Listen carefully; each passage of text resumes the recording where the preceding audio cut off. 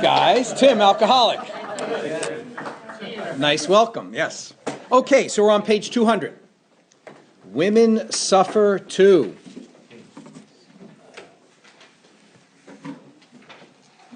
Page 200. So this is the story of Marty Mann, Mrs. Marty Mann, and she was instrumental in getting a lot of our federal guidelines implemented that help us as alcoholics and develop policy and whatnot.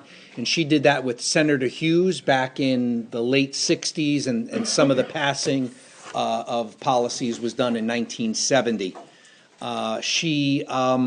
I'll go into a little bit more depth of that when we get further into her story, but I kind of wanted to set it up. This is the first woman perspective that we're seeing in the big book. She came in as the first edition was already printed, so she's not in the first edition. She's in second, third, and fourth edition. Not the first woman in AA. First woman that was approached with the program was in Akron. Her name was Lil. And I did read some stuff that she eventually did get sober, not in AA, through religious means. And then after her, a significant figure would be Florence Rankin. Her claim to fame was, her story was in the first edition. A Feminine Victory was the name of that, of her story.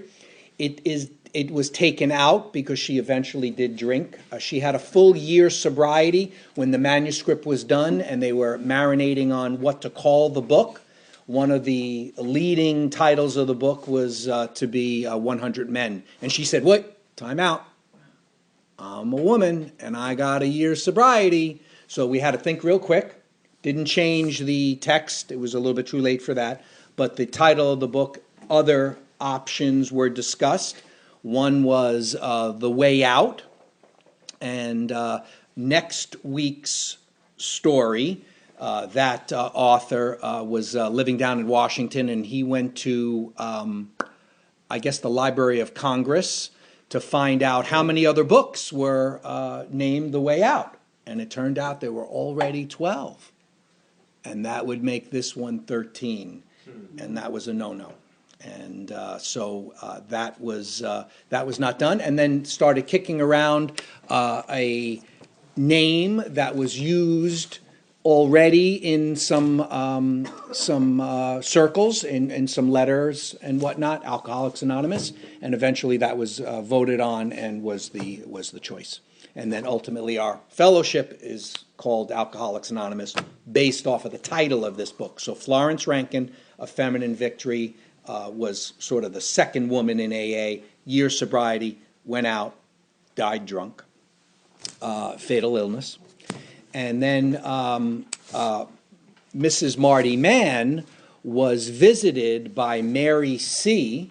while she was still in a psychiatric hospital. And Mary almost had the claim to fame of longest continuous sobriety, but she did have a slip in 1944, which sort of broke that chain a little bit. And there were some other women, later on that came that had long continuous sobriety. But Mary C. could have had the number one seat there. So don't go out, because you could screw up your numbers there. So again, Lil from Akron, Florence Rankin, Mary C., and then the next big female significant person is Marty Mann. Women suffer too. Despite great opportunities, alcohol nearly ended her life. An early member, she spread the word among women in our pioneering period. What was I saying from far away, as if in a delirium? I heard my own voice, calling someone, Dorothy, talking of dress shops, of jobs. The words came clearer. This sound of my voice frightened me as it came closer. And suddenly, there I was, talking I knew not what, to someone I'd never seen before that very moment. Abruptly, I stopped speaking. Where was I? I waked up in strange rooms before, fully dressed on a bed or a couch. I waked up in my own room, in or on my own bed, not knowing what hour or day it was, afraid to ask. But this was different. This time I seemed to be already awake, sitting upright in a big easy chair in the middle of an animated conversation with a perfectly strange young woman who didn't appear to think it strange. She was chatting on, pleasantly and comfortably. Terrified, I looked around. I was in a large, dark, rather poorly furnished room, the living room of a basement flat. Cold chills started chasing up and down my spine. My teeth were chattering. My hands were shaking, so I tucked them under me to keep them from flying away. My fright was real enough, but it didn't account for these violent reactions. I knew what they were, all right. A drink would fix them. It must have been a long time since I had my last drink, but I didn't dare to ask the stranger for one. I must get out of here. In any case, I must get out of here before I let slip my abysmal ignorance of how I came to be here. And she realized that I was stark, staring mad. I was mad. I must be. So we're seeing early stages of DTs there, right? We're seeing the imagery she's painting. The shakes grew worse, and I looked at my watch. 6 o'clock. It had been 1 o'clock when I had last remembered looking. I'd been sitting comfortably in a restaurant with Rita, drinking my 6th martini and hoping the waiter would forget about the lunch order, at least long enough for me to have a couple more. I'd only had 2 with her, but I'd managed 4 in the 15 minutes I'd waited for her. And of course, I had the usual uncounted swigs from the bottle as I painfully got up and did my slow, spasmodic dressing. In fact, I had been in very good shape at 1 o'clock, feeling no pain. What could have happened? That had been in the center of New York, on noisy 42nd Street. This was obviously a quiet residential section. Why had Dorothy brought me here? Who was she? How had I met her? I had no answers, and I dared not ask. She gave no sign of recognizing anything wrong. But what had I been doing for those lost 5 hours? My brain whirled. I might have done terrible things and wouldn't even know it. Somehow I got out of there and walked 5 blocks past brownstone houses. There wasn't a bar in sight, but I found the subway station. The name on it was unfamiliar, and I had to ask the way to Grand Central. It took 3/4 of an hour and 2 changes to get there. Back to my starting point. I had been in the remote reaches of Brooklyn. That night I got very drunk, which was usual, but I remembered everything, which was very unusual.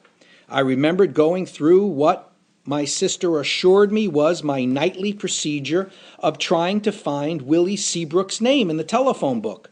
I remembered my loud resolution to find him and ask him to help me get into that asylum he had written about. So Willie Seabrook was an author of the time and a best-selling author, and alcoholic, ended up being institutionalized in a institution called Bloomingdale in Westchester County. And when he came out, he wrote a book about it called Asylum. So that's what she was referring to here. I remembered asserting that I was going to do something about this, that I couldn't go on. I remembered looking longingly at the window as an easier solution and shuddering at the memory of that other window 3 years before and the 6 agonizing months in a London hospital ward. I remembered filling the peroxide bottle in my medicine chest with gin in case my sister found the bottle I hid under the mattress. And I remembered the creeping horror and the interminable night in which I slept for short spells and woke dripping with cold sweat and shaken with utter despair, to drink hastily from my bottle and mercifully pass out again. You're mad, you're mad, you're mad, pounded through my brain with each returning ray of consciousness, and I drowned the refrain with drink. That went on for 2 more months before I landed in a hospital and started my slow fight back to normalcy. I had been going on like that for over a year. I was 32 years old. When I look back on that last horrible year of constant drinking, I wonder how I survived it, either physically or mentally. For there were, of course, periods of clear realization of what I had become, attended by memories of what I had been, what I had expected to be. And the contrast was pretty shattering. Sitting in a Second Avenue bar, accepting drinks from anyone who offered after my small stake was gone, or sitting at home alone with the inevitable glass in my hand, I would remember, and remembering, I would drink faster, seeking speedy oblivion. It was hard to reconcile this ghastly present with the simple facts of the past. My family had money. I had never known denial of any material desire. The best boarding schools and a finishing school in Europe had fitted me for the conventional role of debutante and young matron. So Marty's from Chicago. Obviously, the family had the means. And she was a debutante who came out in 1927 and married immediately after. We'll come up to that. The times in which I grew up, the Prohibition era, immortalized by Scott Fitzgerald and John Held Jr., had taught me to be gay with the gayest. My own inner urges led me to outdo them all. The year after coming out, I married. So far, so good, all according to plan, like thousands of others. But then the story became my own. So she marries a John B. in 1927. They're on a drunken spree. They don't even get married in a traditional sense. They elope and go down to New Orleans and get married down there, and then ultimately get some sort of more formal religious service after the fact, after they sobered up. So, what does that tell you? This is going to be a bad story, right? My husband was an alcoholic, and since I had only contempt for those without my own amazing capacity, the outcome was inevitable. My divorce coincided with my father's bankruptcy, and I went to work, casting off all allegiances and responsibilities to anyone other than myself. Sounds like selfish, self-centered, right? This is the main ingredient that's going to lead her down the path of true alcoholism. For me, work was only a different means to the same end, to be able to do exactly what I wanted to do. For the next 10 years, I did just that. For greater freedom and excitement, I went abroad to live. I had my own business, successful enough for me to indulge most of my desires. I met all the people I wanted to meet. I saw all the places I wanted to see. I did all the things I wanted to do.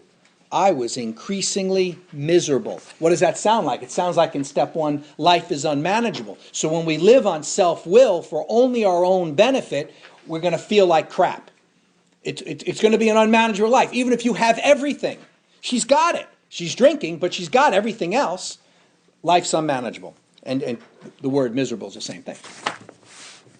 Headstrong and willful, I rushed from pleasure to pleasure and found the returns diminishing to the vanishing point.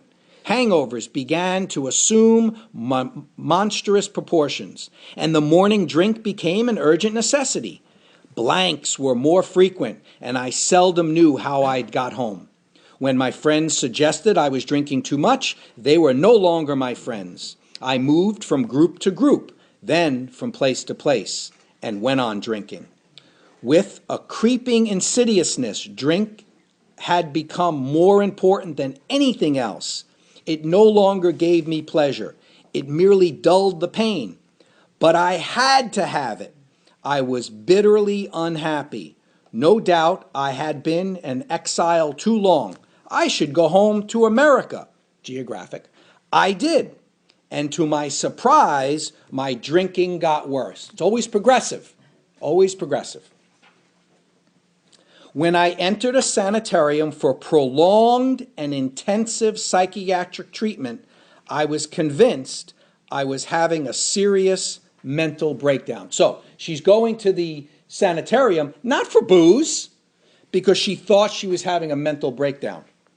And she initially started off in the hospital Bellevue in Manhattan, and she was seen by Dr. Robert Foster Kennedy. And, when I found that out, I said, wait, I've seen that name someplace before. Let's turn to page 569.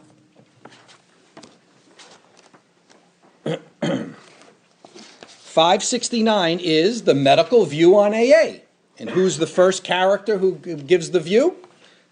Foster Kennedy. He's a neurologist. This is what he says. Second paragraph. This organization of Alcoholics Anonymous calls on two of the greatest reservoirs of power known to man: religion and that instinct for association with one's fellows. The herd instinct. So what is he talking about? He's talking about a spiritual program that has a fellowship component. Like, he got it. He understood what the gig was. I think our profession must take appreciative cognizance of this great therapeutic weapon. If we do not do so, we shall stand convicted of emotional sterility and of having lost the faith that moves mountains, without which medicine can do little. I'm not going to read the next one, but just the third guy down is Dr. Harry Tiebout. So I'm not going to read it, but it's going to relate to the story here. Back to page 204, please. So she's originally treated by Dr. Kennedy at Bellevue. She is broke, so now she becomes a charity case. She has no money. She started off with, kind of the servant level, and now she has no money.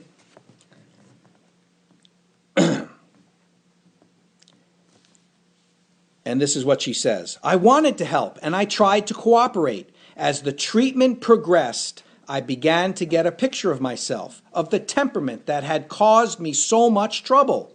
I had been hypersensitive, shy, idealistic. My inability to accept the harsh realities of life had resulted in a disillusioned cynic, clothed in a protective armor against the world's misunderstanding. So what do we know about that? Page 417. Acceptance is the answer to everything. So she's saying that she's even getting it here, that because I was unable to accept things, that contributed to the pain that she was currently in. That armor had turned into prison walls, locking me in a loneliness and fear. All I had left was an iron determination to live my own life in spite of the alien world. And here I was, an inwardly frightened, outwardly defiant woman who desperately needed a prop to keep going. Alcohol was that prop, and I didn't see how I could live without it. When my doctor told me I should never touch a drink again, I couldn't afford to believe him. I had to persist in my attempts to get straightened out enough to be able to use the drinks I needed without their turning on me. Besides, how could he understand? He wasn't a drinking man. He didn't know what it was to need a drink, nor what a drink could do for one in a pinch. I wanted to live, not in a desert, but in a normal world. And my idea of a normal world was being among people who drank. Teetotalers were not included. And I was sure that I couldn't be with people who drank without drinking. In that I was correct. I couldn't be comfortable with any kind of people without drinking. I never had been. Naturally, in spite of my good intentions, in spite of my protective life behind sanitarium walls, I several times got drunk and was astounded and badly shaken. There was the point at which my doctor gave me the book Alcoholics Anonymous to read. So we're talking April 1939, which does coincide beautifully. That's when the big book is printed, April 1939. She didn't get the book. She got a manuscript. So the doctor I mentioned before, Dr. Harry Tiebout, was at this sanitarium, which was Blythewood Sanitarium. So he was a psychiatric doctor at that facility. As the big book was going to go to print, they sent out 400 manuscripts to various doctors and religious folk to get their opinion on things. One of these manuscripts goes to Dr. Tebow. Marty Mann, who's now a charity case at this facility, gets the manuscript. And she reads it. And we're going to hear what happens from there. So this might be more like March 39. Big book is printed April 39. The first chapters were a revelation to me. I wasn't the only person in the world who felt and behaved like this. I wasn't mad or vicious. I was a sick person. I was suffering from an actual disease that had a name and symptoms like diabetes or cancer or TB. And a disease was respectable, not a moral stigma. But then I hit a snag. I couldn't stomach religion. And I didn't like the mention of God or any of the other capital letters. If that was the way out, it wasn't for me. I was an intellectual, and I needed an intellectual answer, not an emotional one. I told my doctor so in no uncertain terms. I wanted to learn to stand on my own feet, not to change one prop for another, and an intangible and dubious one at that. And so on and on for several weeks, while I grudgingly plowed through some more of the offending book and felt more and more hopeless about myself. So key ingredient, gotta be hopeless. So reading the book and not accepting or fighting or deliberating about what's in the book, she's feeling more and more hopeless. Good. Then the miracle happened to me. It isn't always so sudden with everyone, but I ran into a personal crisis that filled me with a raging and righteous anger. And as I fumed helplessly and planned to get good and drunk and show them, my eye caught a sentence in the book lying open on my bed. We cannot live with anger. The walls crumbled and the light streamed in. I wasn't trapped. I wasn't helpless. I was free, and I didn't have to drink to show them. This wasn't religion. This was freedom. Freedom from anger and fear, freedom to know happiness and freedom to know love. I went to a meeting to see for myself this group of freaks or bums who had done this thing. So she's talking about going to her first meeting. It's April 11th, 1939. April 11th, first meeting. Where is she going? 182 Clinton Street. She's going to Bill Wilson's house. That's the only meeting. So she's in Brooklyn again. It's funny how the story started in Brooklyn. She's back in Brooklyn. To go into a gathering of people was the sort of thing that all my life, from the time I left my private world of books and dreams to meet the real world of people and parties and jobs, had left me feeling an uncomfortable outsider, needing the warming stimulus of drinks to join in. I went trembling into a house in Brooklyn filled with strangers, and I found I had come home at last to my own kind. There is another meaning for the Hebrew word that in the King James Version of the Bible is translated salvation. It is to come home. I had found my salvation. I wasn't alone anymore. That was the beginning of a new life, a fuller life, a happier life than I had ever known or believed possible. I had found friends, understanding friends, who often knew what I was thinking and feeling better than I knew myself, and who didn't allow me to retreat into my prison of loneliness and fear over a fancied slight or hurt. Talking things over with them, great floods of enlightenment showed me myself as I really was, and I was like them. We all had hundreds of character traits, fears, and phobias, likes and dislikes in common. Suddenly, I could accept myself, faults and all, as I was, for weren't we all like that? And accepting, I felt a new inner comfort and the willingness and strength to do something about the traits I couldn't live with. So it sounds like she's in the steps. This is exactly what that's saying. So she took her maiden name back.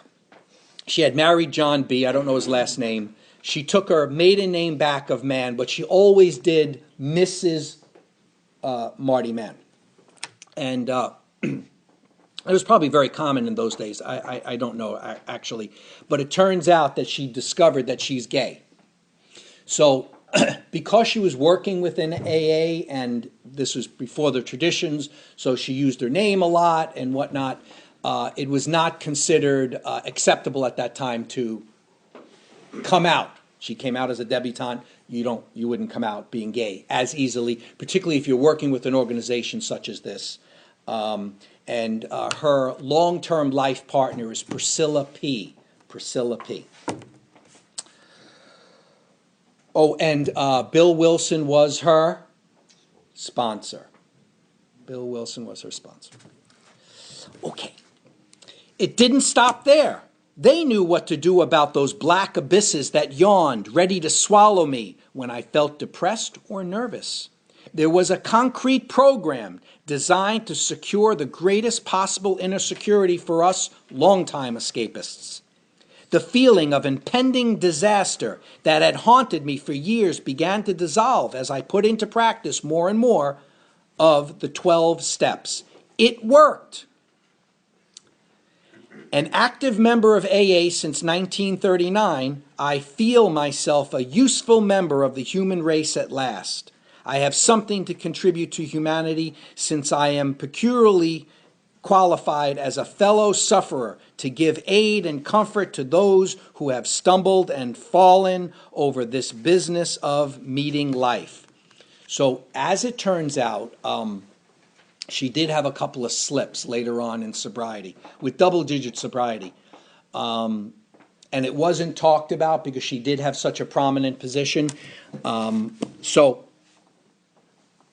Everybody has their own journey, and I don't think it detracted at all from her contributions. I think I did mention this already, maybe I didn't. She is responsible for having created the National Council on Alcoholism. And all of your federal guidelines are all based off of work that she did with Senator Hughes at the time at a very high level. She's considered very instrumental at Yale University, was the big alcohol learning center at the time, alcoholism learning center. That's where Dr. Jelnick is out of, as in the Jelnick curve. If anybody's not seen that, that's an interesting Google, the Jelnick curve. What's the big place to learn about alcoholism now? It's not Yale anymore, so it's a sort of a trick. Rutgers, educational.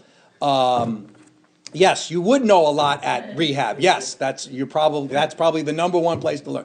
But even for non-alcoholics, the training area for alcoholism is Rutgers now. It used to be, yeah. Okay. Business. I get my greatest thrill of accomplishment from the knowledge that I have played a part in the new happiness achieved by countless others like myself. The fact that I can work again and earn my living is important but secondary.